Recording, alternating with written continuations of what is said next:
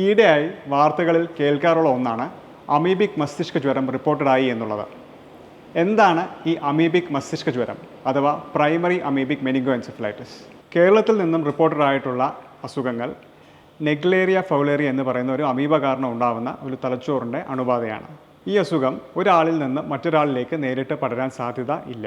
സാധാരണമായി കെട്ടിക്കിടക്കുന്ന വെള്ളമുള്ള ജലാശയങ്ങൾ, കുളങ്ങൾ, തടാകങ്ങൾ എന്നിവയിലാണ് ഈ നെഗ്ലേറിയ ഫൗലേറിയ എന്ന് പറയുന്ന അമീബ കണ്ടുവരുന്നത്. ഇത്തരത്തിലുള്ള കുളങ്ങളിൽ കുളിക്കാൻ ഇറങ്ങുക, നീന്തുക, അല്ലെങ്കിൽ അതിലെ വെള്ളം ഉപയോഗിച്ച് മുഖം കഴുകുക എന്നീ സാഹചര്യങ്ങളിലാണ് ആൾക്കാർക്ക് ഈ ഇൻഫെക്ഷൻ കിട്ടുന്നത്. ഈ അണുബാധ, ഈ അമീബ, നെഗ്ലേറിയ എന്ന് പറയുന്ന ഈ അമീബ മൂക്കിലൂടെയാണ് ശരീരത്തിലേക്ക് പ്രവേശിക്കുന്നത്. അവിടെ നിന്നും തലച്ചോറിലോട്ട് പടരുകയും തലച്ചോറിന് അണുബാധ ഉണ്ടാക്കുകയും ചെയ്യുന്നു. ഈ അമീബ ശരീരത്തിൽ പ്രവേശിച്ചു കഴിഞ്ഞാൽ 1 മുതൽ 12 ദിവസത്തിനുള്ളിൽ രോഗലക്ഷണങ്ങൾ കണ്ടു തുടങ്ങും.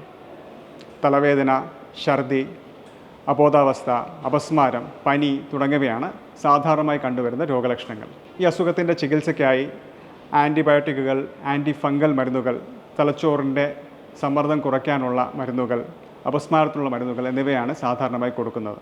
എന്നിരുന്നാലും തലച്ചോറിനെ വളരെ രൂക്ഷമായി ബാധിക്കാൻ സാധ്യതയുള്ള ഒരു അസുഖമായതിനാൽ ഈ അസുഖം ഉള്ള ആൾക്കാരിൽ മരണനിരക്ക് വളരെ കൂടുതലാണ്. ഈ അസുഖം തടയാൻ നമുക്ക് ചെയ്യാവുന്ന കുറച്ച് മുൻകരുതലുകളുണ്ട്. 1. വൃത്തിഹീനമായ കുളങ്ങളിൽ കുളിക്കുക, അല്ല വൃത്തിഹീനമായ കുളങ്ങളിൽ നീന്താൻ ഇറങ്ങുക എന്നിവ ഒഴിവാക്കുക. 2. സ്വിമ്മിംഗ് പൂളുകൾ ക്ലോറിനേറ്റ് ചെയ്യുക. 3. കുളത്തിൽ കുളിക്കുന്ന ആൾക്കാരാണെങ്കിൽ, പ്രത്യേകിച്ച് കുളത്തിൽ നീന്തുന്ന കുട്ടികളാണെങ്കിൽ, നീന്തുന്ന സമയത്ത് കണ്ണിലും മൂക്കിലും ചെവിയിലും വെള്ളം കയറാതെ ശ്രദ്ധിക്കുക.